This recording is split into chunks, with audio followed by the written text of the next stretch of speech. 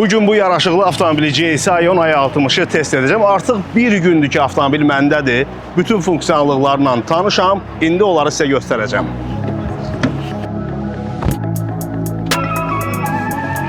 GS Ion i60 gələcəyin texnologiyalarını indi Azərbaycana gətirmişik deyirlər və doğrudan da elədir. Avtomobil həm elektromobil, həm hibridin, yəni bütün benzin mühərrikinin üstünlüklərinin hamısını özündə cəmləşdirib. Şəhər üçün uyğundur, şəhərdən kənarda gəzintilərə uyğundur, tıxac qorxulu deyil. Çünki siz rejimləri seçə bilərsiniz ki, ümumiyyətlə bir damcı belə yanacaq işlətməyəsiniz. Şəhər trafikində hərəkət çox rahatdır, komfortludur, səssizdir. Səs izolyasiyası güclüdür. Düzdür, yüksək sürətlər üçün onu test eləyəndə biraz fərqli təəssürat ola bilər. Amma segmentində dinamikasına görə, komfortuna görə, funksiyonallıqları, sürücü assistentləri, salonun genişliyi, ergonomikası, materialların keyfiyyəti, bütün parametrlərinə görə GS Ion özündən bir sinif üstün rəqibləri ilə rəqabət apara bilər və hətta o rəqabətdə qalib çıxar. Hal-hazırda da tıxaclı hərəkətdir. Yanacaq sərfiyyatı 100 km məsafəyə ümumi 3,1 litr göstərilir. Çünki mən smart hibrid rejimini seçmişəm. Özü avtomatik hesablayır ki, nə zaman elektromobil kimi, nə zaman daxili yanma mühərriki işə düşür, batareyaları doldurur. Cari vəziyyətdə, yəni bu tıxaclı yolda bizim yanacaq sərfiyyatımız təxminən 3 litr ətraflarındadır. Çin nəhənglərindən biri GAC Guangzhou Avtomobil Qrup Korporasiyasıdır. Ionsa onun elektromobillər, hibrid platformalarında hazırlanmış modellərinin seriyasıdır. GAC Ion i60. Şirkət kifayət qədər böyükdür. Bu şirkətin tarixi 1950-ci illərə gedib çıxır. Avtomobil sənayesində çox dözümlü, keyfiyyətli, uzun ömürlü modelləri olub. Azərbaycan bazarında Avto Azərbaycan şirkəti GAC markasını rəsmən təmsil edir və Azərbaycana yeni gələn GAC Ion i60 plug-in hibriddir. GAC Ion i60 GAC-nin qlobal AEP3 platformasında hazırlanır və bu platformadan biz əslində tanışıq. Toyota BZ3X avtomobili də məhz bu platformada hazırlanır. Düzdür, Toyota mühəndisləri onu başqa cür adlandırırlar. ETNG platforması. Fərq yoxdur. Hibridlərdə və elektromobillərdə istifadə olunan qlobal bir platformadır və yeri gəlmişkən Toyota şirkəti ilə GAC-nin bir əlaqəsi var. Elə GAC-yə Çinin Toyotası deyirlər. Bu iki şirkət birgə platformalar hazırlayır, birgə işləyir və GAC avtomobillərində də Toyota hibrid texnologiyaları istifadə olunur. Avtomobilin ölçüləri necədir? 4685 mm uzunluğu var. Uzunluq əslində sizə balaca görünə bilər, realda daha böyük görünür və salon əslində ölçülərdən daha genişdir. İnteryerdə ondan danışacağım. Eksteryer dizaynı çox sakit dizayndır. Burada əslində elə bir Toyota stilistikasına görə bilirik. GAC-nin özünün konsepsiyası aydın görünür və çox rahat, sakit bir növ ilk baxışdan həm ailələrə, həm sakit xarakterində olan, büdcəsini düşünən, ümumiyyətlə servislərdə tez-tez olmaq istəməyən, fərqi yoxdur. Xanımlara da, bəylərə də uyğun bir avtomobildir. Tam LED texnologiyada işıq sistemidir, öndə, arxada, gündüz işıqlar və əsas yaxın, uzaq işıqlardır. Radiator qəfəsi balaca aşağı hissədədir, buradan havalar çəkilir. Aşağı hissədə adaptiv kruiz sisteminin radarıdır. 360 dərəcə kamera sistemi, əslində bu 540 dərəcə, yəni ön-arxa kameralar adaptasiya olunur. Hərəkət zamanı avtomobilin alt hissəsi də şəffaf görünür. Təkər ölçüləri 225, 45, 19 düyümlük disklərdir, yaraşıqlıdır. Yan güzgülərə işıq dönmə siqnalı inteqrasiya olunub. Burada da kameralar var, yəni 360 dərəcə kamera. Yuxarıda reylinglər, qapı dəstəkləri artıq görürsünüz, belə çəkilir. Və ümumiyyətlə avtomobilin bütün dizaynında qapı dəstəklərinə qədər o aerodinamika düşünülüb. Bu yanacaq sərfiyyatını yüksək sürətlərdə aşağı salmaq, səs izolyasiyasını təmin etmək üçündür. Hər iki hissədə qapaqlar var. Həm yanacaq çəninin qapağı var burada, həm də şarj üçün. Məişət şəbəkəsindən, sürətli dolum stansiyasından 30%-dan 80%-a qədər batareyaların doldurulması cəmi 15 dəqiqə çəkir və batareyaların həcmi 29,2 kWh-lıq batareyalardır. Çinin test rejimlərinə görə, yəni istehsalçı deyir ki, bu avtomobil yalnız batareyalara görə EV kimi, elektromobil kimi 210 km məsafəni qət edə bilir. Tam dolu batareyalar, tam dolu yanacaq çəni ilə yürüyüş məsafəsi 1240 kilometrə çatır. Səs boğucu sonluqları faktiki olaraq görünmür. Yəni ilk baxışdan da avtomobilin dizaynı elə qlobal platformada, elektromobil platformasında olduğu üçün bu platformada hibridlər, elektromobillər hazırlanır. Baxan adam həmən deyə bilməz ki, bu hibriddir yoxsa elektromobildir. Bagaj həcmi 416 litrdir. Arxa sıra oturacaqları qatlayanda 967 litrə çatır. Çox rahat bagajdır. İşıqları var burada görürəm. Belə bir əşyalar üçün geniş yer də var aşağı hissədə. Arxa sıra oturacaqlar 60-40 nisbətində belə açılır. Geniş bir bagaj yaranır.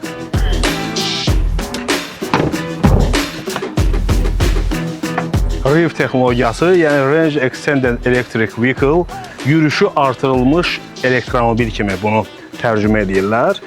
Doğrudan da avtomobilin daxil yanma mühərrikinin təkərlərlə əlaqəsi yoxdur. Bir növ bu elektromobildir, amma generator olaraq orada bir daxil yanma mühərriki var. 1,5 litrlik mühərrikdir. Ümumilikdə sistemin gücü, əslində burada yalnız elektrik mühərrikinin gücü hesablanmalı, çünki təkərlərə gücü o ötürür. 245 at gücüdür. 280 Nm fırlanma anı. Avtomobilin batareyalarda böyüdü deyə 29,2 kWh-lıq. İstənilən yol şəraitində, şəhər daxilində, uzaq yollarda, sürətli yollarda güc bəs eləyir, hətta daha artıqdır. Və bununla bərabər batareyalarda enerji olmadığı halda avtomobilin orta yanacaq sərfiyyatı 100 km məsafəyə cəmi 5,5 litrdir. Sürətlər qutusu bir pilləli DHT-dir, güc paylama qurğusudur və bu da dözümlü, keyfiyyətli bir qurğudur. Mühərrik bölümünü çox sıx yerləşdiriblər və orada mən səs, istilik izolyasiyasını salonla mühərrik bölümü arasındakı həmin izolyasiyalarda görürəm. İndi də interyer haqqında. İnteryerin keyfiyyət, bunu sadəcə görmək lazımdır. Kifayət qədər bu segmenti üçün çox keyfiyyətli materiallar istifadə olunub. Bura yumşaqdır. Qapılar yumşaqdır. Ümumiyyətlə, dəri salon istifadə olunur. Təbii ki, bu təbii dəri deyil, amma keyfiyyəti çox yüksəkdir. Mərkəzi konsol hündürdür.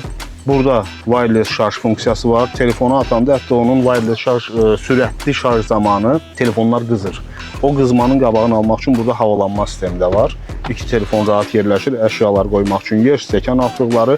Yəni, heç bir düymə yoxdur. Nə sürətlər qutusu, nə hərəkət rejimlərinin dəyişdirilməsi. Bir dənə belə bir düymə var, 2 yaruslu. Burada böyük bir sandıqça açılır. Hava deflektorları buradadır. Yan hissələrdə hava deflektorları. Materialların keyfiyyəti ilə yanaşı, o yığım keyfiyyəti. Hətta uzun illər keyfiyyət simvolu olaraq gördüyümüz Avropa avtomobillərində də hal-hazırda müəyyən elementləri tərif edəndə o cırıltılar gəlir. Bax, burada bütün yığım keyfiyyəti çox yaxşıdır.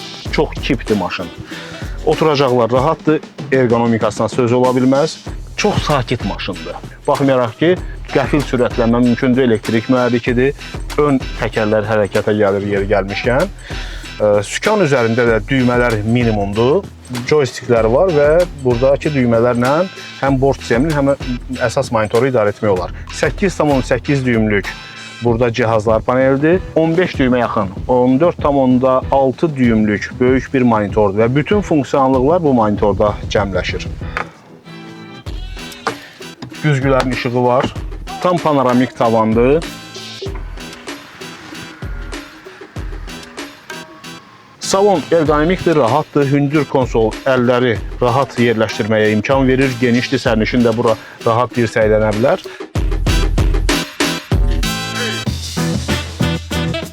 Monitorda funksiyonallıqlar çoxdur. Biz burada telefonun qoşulması, Bluetooth, radio və bir çox telefon qoşulma sistemlərini görürük. Sürətli girişlər belədir.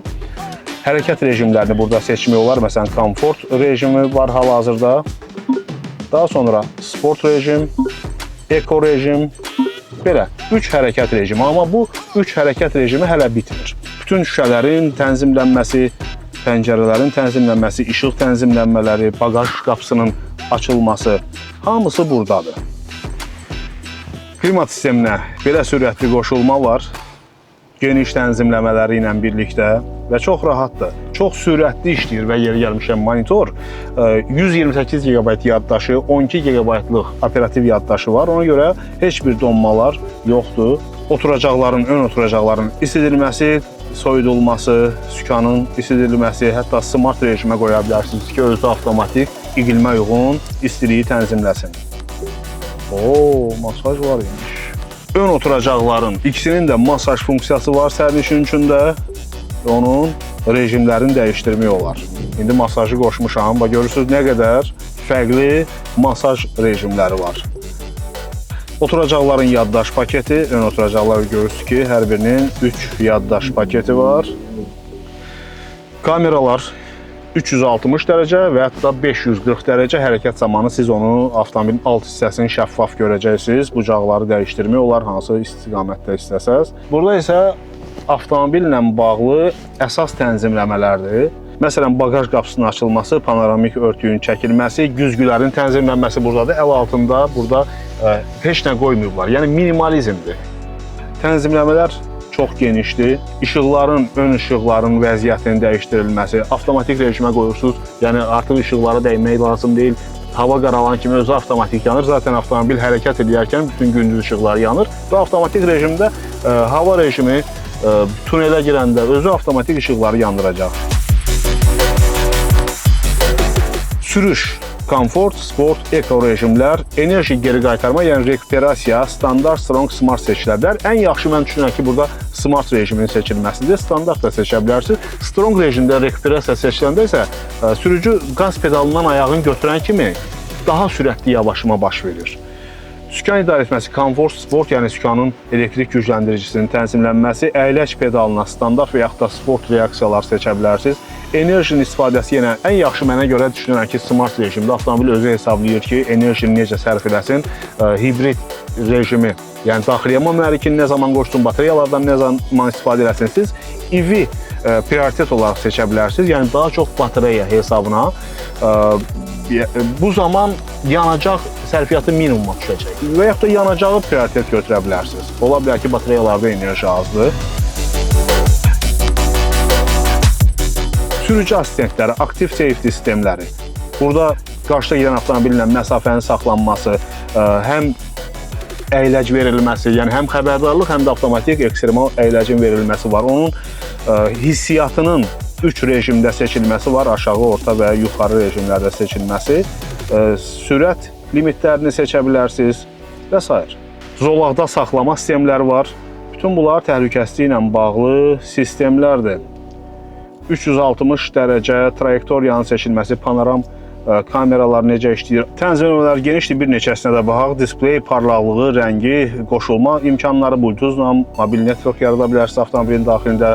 LAN-la qoşulma, Huawei, HiCar burada sistem var, CarLink var və s. Səs sistemlərinin tənzimlənməsi, multimedia, telefonun qoşulma, naviqasiyanın tənzimlənməsi.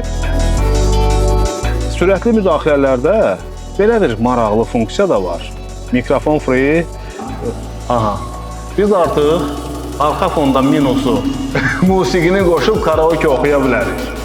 Səsi normal gəlir. Bu biraz echo verir.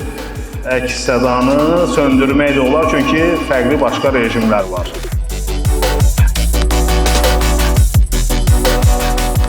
GSI Ion i60-ın təkər bazası 2775 mm-dir. Yəni çox böyük deyil, balaca da deyil. Amma bu təkər bazası üçün salon həddən artıq böyükdür. Məsafəyə baxın. Bu böyüklükdə salonu necə düzəldiblər? Bu da çox maraqlıdır. Bagaj həcmində normaldır. Burada belə bir masa var. Uşaqlar burada bəlkə yemək yeyər. Əsas iş masası ola bilər bu. Rahatdır, möhkəmdir. Ciblər, hava deflektorları, USB yeri.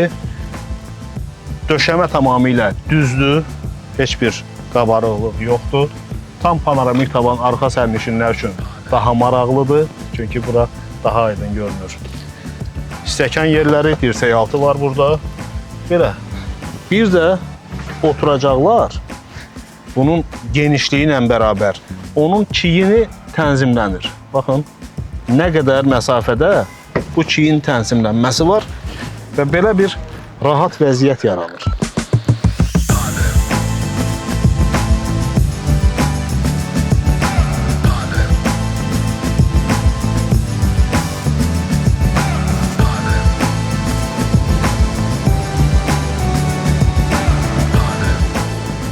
GS Ion i60 artıq bir gündür idarə edirəm deyə avtomobilə çox bələdəm və istənilən sürücü sükan arxasına keçəndə tez öyrəşir. Bütün idarə etmə rahatdır, əl altındadır. Düzdür, bəzi şeyləri monitorda ola bilər axtarasınız, amma tapan kimi ona tez öyrəşirsən. Sükanın hündürlük və dərinlik tənzimlənməsi var. Askı sistemi mükəmməldir, tam müstəqil askı sistemidir, öndə McPhersondur, arkada çox qollu, 5 qollu askı sistemidir. Və o müstəqil askı sistemi rahatlığın, komfortunu verir.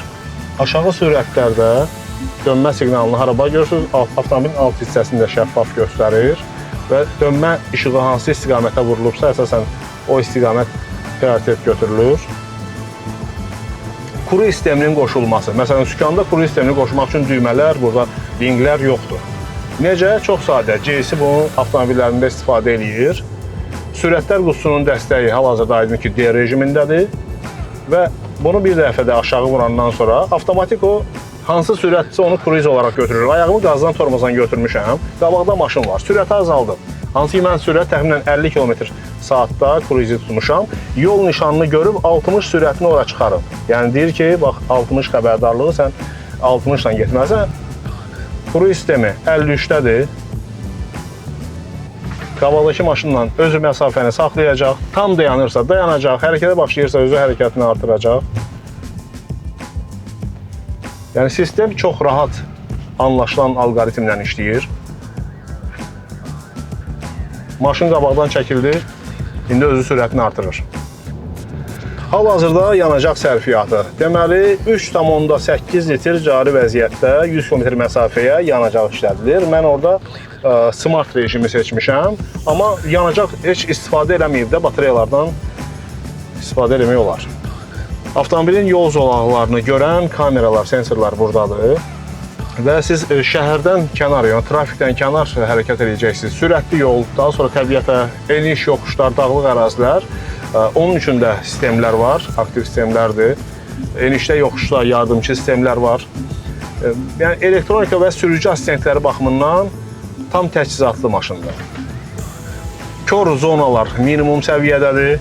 Yəni bu dirəklərdən də o kör zonalar minimumdur. Üstəlik kör zona xəbərdarlığı var. Aydındır ki, hətta siz adaptiv kruiz sistemini qoşub gedəndə smart sistemləri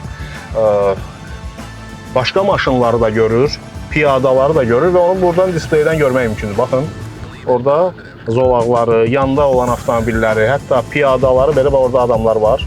Həmin adamları da göstərir. Hələ ki, eko rejimdə gedirik. Komfort rejim var. Düzdür, bu şəraitdə komfortla ekonun bir o qədər də fərqi olmayacaq, amma sport rejim həmən həm sükanda, həm də qaz pedalına hissiyatda özünü göstərir. Sükan sərtləşir. Bu aydındır, yüksək sürətlər üçün də sport rejim. Əgər yüksək sürətlə hər hansı bir avtomobilə yaxınlaşsaz belə, o xəbərdarlıqlar var. Və yekunda GS Ion i60-ı kimlər ala bilər? Onu deyə bilərəm ki, bu avtomobillə mütləq tanış olun. Babək prospekti 61C ünvanında Otoplaza Mallda GS-nin rəsmi satış şovrumu yerləşir. Burada avtomobilin test variantını sizə təqdim edəcəklər. Avtomobili sürüb onun bütün funksiyonallıqlarla tanış ola biləcəksiniz. Amma məncə bu avtomobili xanımlar, bəylər fərqi yoxdur. O cümlədən ailələr çox rahatlıqla istifadə edə bilərlər. Çünki o, müasir texnologiyalardan xəbərdar olan, onu istifadə etmək istəyən, büdcəsini düşünən insanlar üçün tamamilə uyğundur.